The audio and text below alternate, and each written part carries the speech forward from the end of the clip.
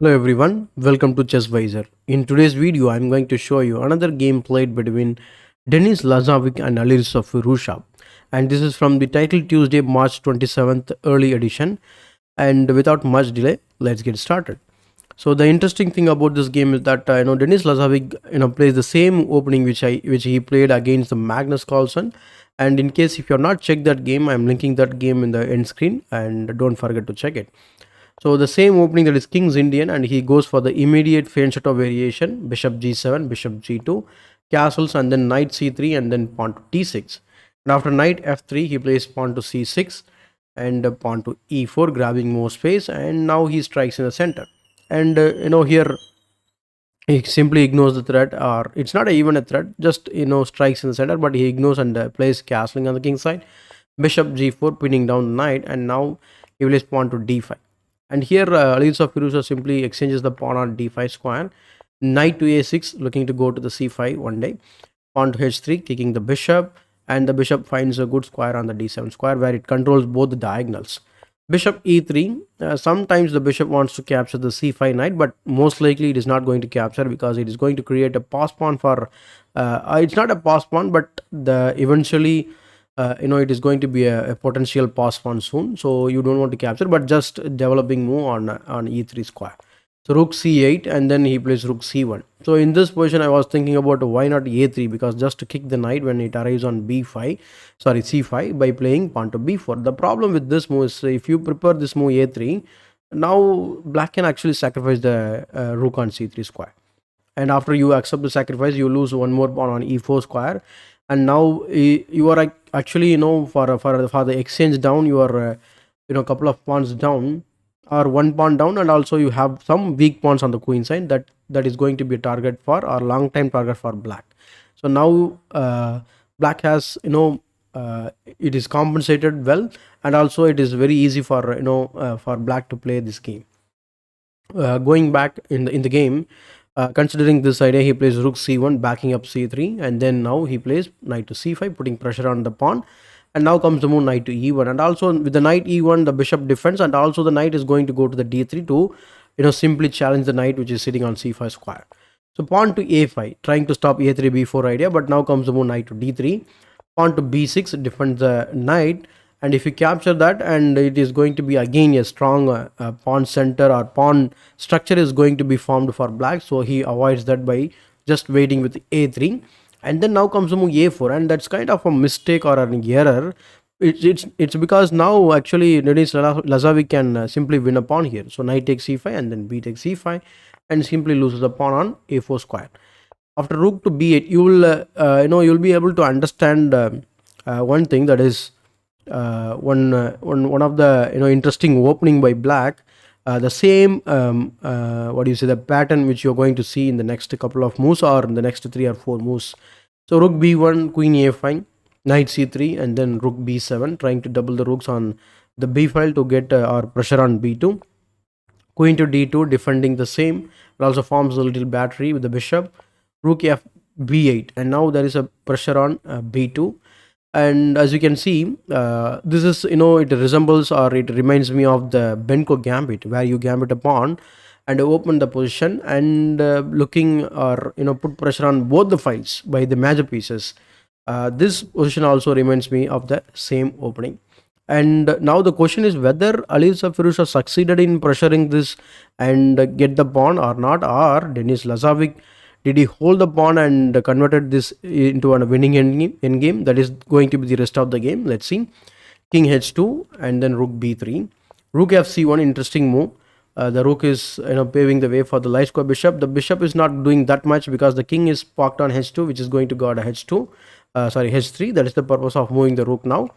So pawn to h5, bishop f1. Now the bishop is going to go to the c4 to trap the, or just to attack the rook. But now the move which was played by Alireza Firouzja simply traps the rook, because now he plays bishop c4 simply to trap the rook. What he could have tried is that knight to e8 could be a choice. Knight e8, bishop c4 anyway, and then the rook can always retreat back. So there is nothing wrong in this position. It is just that Alireza Firouzja simply down a pawn. But in the game, what happened? He played queen b6, allowing to trap the rook, and then queen c7, and then he allowed this capture. bishop takes b3, rook takes b3, and now comes the move pawn to f3. And now Denis Lazavik is trying to close down the center and trying to concentrate on the queen side. Pawn to h4, trying to open up the position, so we don't have to do that. So pawn to g4, knight h7, and then knight to d1, preparing to challenge the rook. Pawn to f5, ignores that and plays rook c3, and then the rook goes all the way back. Pawn to b4, taking advantage of the pinned pawn, that is c5.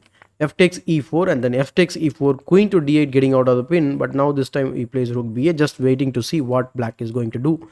So he plays c takes b4, and then rook takes b4, invites the rook exchange, but obviously you cannot exchange the rooks. So he puts the rook on a8 to build a little pressure on this weak pawn. Rook to b7, and the queen cannot go far because the bishop is hanging. So bishop c8 hits the rook back, but this time the rook is not going to come back. So rather it stays on the 7th rank. And bishop f6, knight to f2, bishop d7 again, queen to b2. Bishop e8, trying to guard the back rank in case if the queen or the rook lifts. Rook b7 forms a little battery again. Bishop g5, and then queen to d2, forming a battery again. Queen f6, and then he plays rook bc7. In this position, there was one critical move which I was thinking why Denis Lazavik did not play that too in this blitz game. It's very natural to play this move, but he is having around 38 seconds in his clock. Alireza was having like only 2 seconds. He was just blitzing out.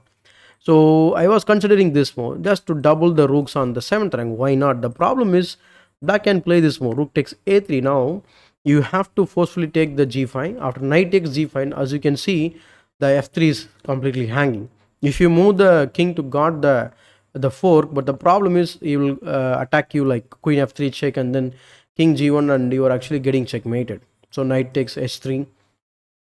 Say for example, after knight takes h3, knight takes h3, and then queen to g3 check, forcing the king to move, and then you take with the check. So this goes on, but you're going to end up losing the game, or black is going to deliver mate soon. So rook c7 is a very big blunder if you consider that move. But in the game, what happened? He played rook bc7.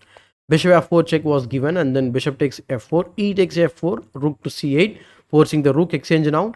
Rook takes c8, rook takes c8, and then knight to g5, threatening to fork.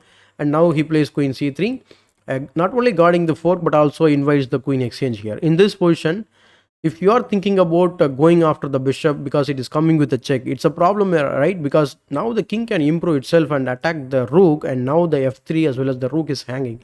So which one you are going to save? And also, since it's a blitz game, it's very difficult to spot this variation.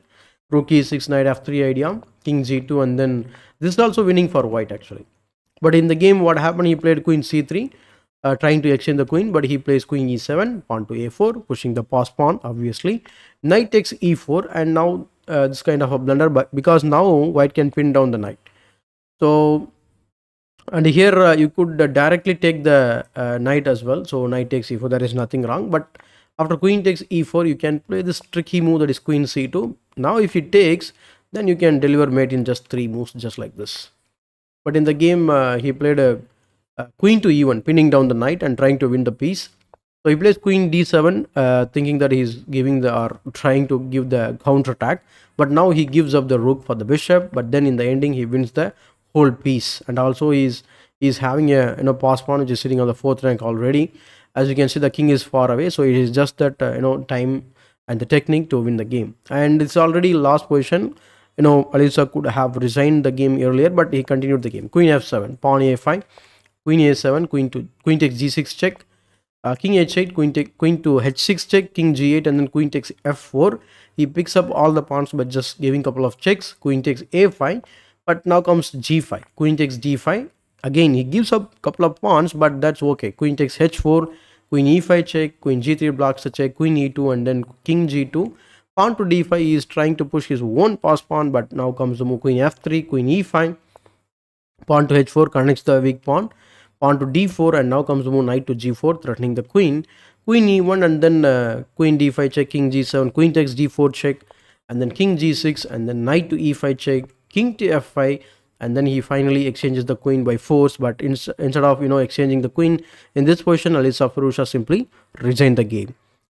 So it was a good game for Denis Lazavik, and it was a good conversion, I should say, because he was up a pawn, a small tactics where he missed the one pawn, and it was a great pressure actually. Like Alireza was putting a lot of pressure on the A and B file, but Alireza couldn't defend well enough, and here we go. So Denis Lazavik wins the game, and also he wins the title Tuesday early edition, and also Alireza Firouzja wins the later edition of the the title Tuesday.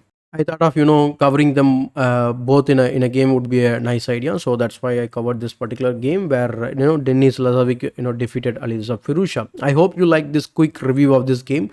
And what do you think about this? Let me know your ideas, thoughts in the comment section below. If you like this video, please give it a thumbs up. And still, if you're not subscribed to the channel, consider subscribing to it. And as usual, this is Chess Wiser, your wise choice to improve your chess.